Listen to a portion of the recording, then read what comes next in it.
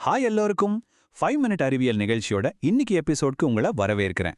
இன்னைக்கு நாம பார்க்க போற கதை இருக்கே, அது ஒரு சைபர் த்ரில்லர் சினிமா மாதிரி இருக்கும். ஆனா இது நம்ம எல்லோரையும் நடுங்க வச்ச ஒரு நிஜ சம்பவம். அடேங்கப்பா, இந்த சம்பவத்துல சம்பந்தப்பட்ட ஒருத்தரே சொன்ன வார்த்தைகள் இது. கொஞ்சம் யோசிச்சு பாருங்களேன். நம்மளோட பேங்க், சோஷியல் மீடியா, ஏன் நம்மளோட எல்லா டேட்டாவும் இருக்கிற கோடிக்கணக்கான சர்வர்கள் எல்லாமே ஒரே ஒருத்தரோட கைக்கு போறதுக்கு இன்னும் கொஞ்ச நாள் தான் இருந்திருக்கு. நிலைமை அந்த அளவுக்கு மோசமா போயிருக்குங்க. அப்போ அந்த முக்கியமான கேள்வி இதுதான். எப்படி ஒரே ஒருத்தரால இன்டர்நெட்டோட மாஸ்டர் கீயையே கிட்டத்தட்ட கைப்பற்ற முடிஞ்சது? வாங்க, இதுக்கு தான் நாம இன்னைக்கு விடை தேட போறோம். ஆனா அதுக்கு முன்னாடி நம்ம தினமும் பயன்படுத்துற இன்டர்நெட் எப்படி ஒரு ஆச்சரியமான அடித்தளத்துல இயங்குதுன்னு முதல்ல தெரிஞ்சுக்கணும். சரி, எல்லாமே ஓபன் சோர்ஸ் சாஃப்ட்வேர்னு ஒரு கான்செப்ட்ல இருந்து தான் தொடங்குது. அது என்னன்னா, சிம்பிளா சொல்லணும்னா அதோட கோடு, அதாவது அதோட செய்முறை புத்தகம் மாதிரி எல்லாருக்கும் பொதுவா கிடைக்கும். யார் வேணும்னாலும் அதை பார்க்கலாம், பயன்படுத்தலாம், ஏன் மாத்தக்கூட செய்யலாம். நம்ம போன்கள்ல இருந்து உலகின் மிகப்பெரிய சூப்பர் கம்ப்யூட்டர்கள் வரைக்கும் எல்லாமே இதனால தான் இயங்குது. இங்க தான் ஒரு முக்கியமான வித்தியாசம் இருக்கு. ஓப்பன் சோர்ஸோட பெரிய பலமே என்ன தெரியுமா? நிறைய பேர் சேர்ந்து ஒரு கோடை பார்க்கும்போது அதுல இருக்கிற எல்லா தப்புகளையும் பாதுகாப்பு ஓட்டைகளையும் ஈஸியா கண்டுபிடிச்சிடலான்னு ஒரு நம்பிக்கை. அதுக்கு பேரு தான் லின்னஸின் விதி. ஆனா இந்த அற்புதமான சிஸ்டம்லயே ஒரு பெரிய ஓட்டை இருக்கு. என்னது? சரி, எல்லாருமே பார்ப்பாங்கன்னு நம்ம நம்புறோம். ஆனா உண்மையில சில முக்கியமான விஷயங்களை யாருமே கவனிக்காம விட்டுட்டா என்ன ஆகும்? ஒரு ஃபேமஸான வெப் கார்ட்டூன் இது ரொம்ப அழகா விளக்குது. இந்த படத்தை பாருங்க, இது நிலைமைய அப்படியே புட்டு புட்டு வைக்குது. நம்மளோட முழு டிஜிட்டல் உலகமும் ஒரே ஒரு நபர் மேல நிக்குது. அதுவும் எந்த சம்பளமும் வாங்காம வேலை செய்யற ஒரு வாலண்டியர்.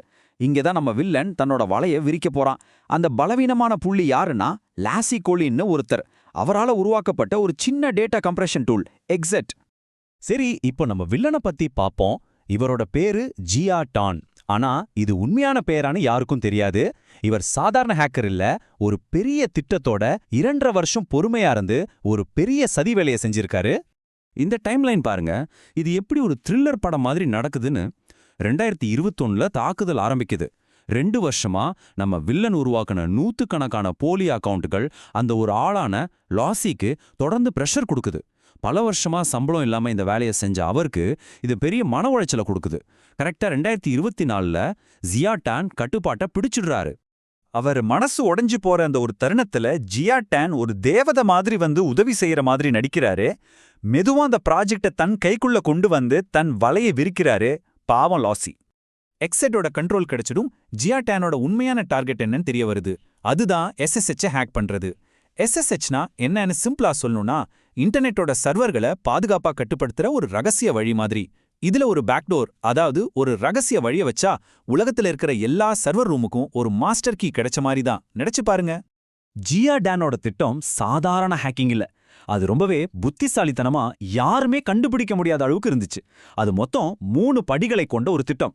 அது எப்படி ஒரு பக்காவான கண்ணுக்கே தெரியாத திருட்டா கட்டமைக்கப்பட்டதுன்னு அடுத்த ஸ்லைட்ல பார்க்கலாம். முதல்ல ஒரு ட்ரோஜன் ஹார்ஸ் மாதிரி யாருமே செக் பண்ணாத டெஸ்ட் ஃபைல்ஸ்குள்ள அந்த வைரஸ் கோட மறைச்சு வைக்கிறாங்க. 2வது, கரெக்டான நேரத்துல அதை ஆக்டிவேட் பண்றாங்க. அதாவது செக்யூரிட்டி செக் எல்லாம் முடிஞ்சதுக்கு அப்புறம், ஆனா சிஸ்டம் லாக் ஆவறதுக்கு முன்னாடி கடைசியா ஒரு பூனை திருடன் மாதிரி உள்ள நுழைஞ்சி எல்லா தடயங்களையும் அழிச்சிடுறாங்க. இது முழுசா கண்ணுக்கு தெரியாம நடக்கிற ஒரு திட்டம். இப்போ ஜியாடான் கிட்ட மாஸ்டர் கீ இருக்கு. அதை உலகமெங்கும் பரப்ப வேண்டியது மட்டும்தான் பாக்கி. அந்த ஹேக்கர் வெற்றி பெறுவதற்கு இன்னும் கொஞ்சம் வாரங்கள் தான் இருந்துச்சு.